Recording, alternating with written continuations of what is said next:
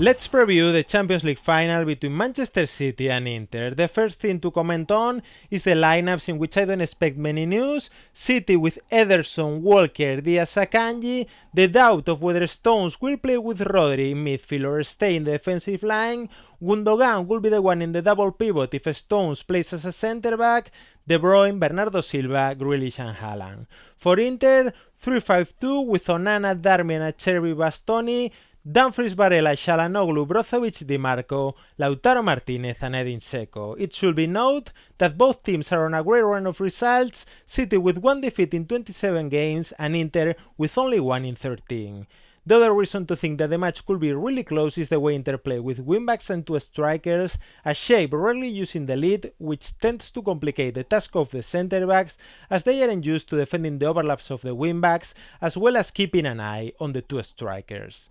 The big question is whether City will decide to press high or not. I think that Inter, with their constant rotations, with Acerbi high up the pitch, the midfield changing heights and the position of the wingbacks varying, even switching flanks, makes Inter a team with many resources to get a good build-up, creating problems to City's press.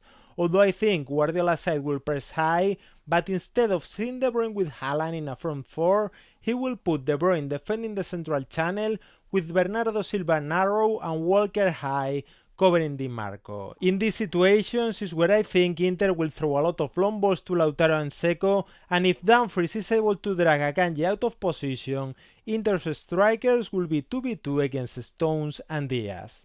When City have possession, which I imagine will be for most of the game, I think we will see Guardiola's 3-1-6 again, a formation he used against teams defending in a back 5, trying to generate superiority versus the defensive line, switching a lot of plays to isolate Walker 1v1. Surely the key will be Inter's ability to defend in a low block for long periods of time, and if City are going to lose balls, allowing Inter's wingbacks to counter-attack, something that has got them a lot of goals this season. With that being said, I expect a close game, but in the end, Man City are the front runners to win the Champions League final.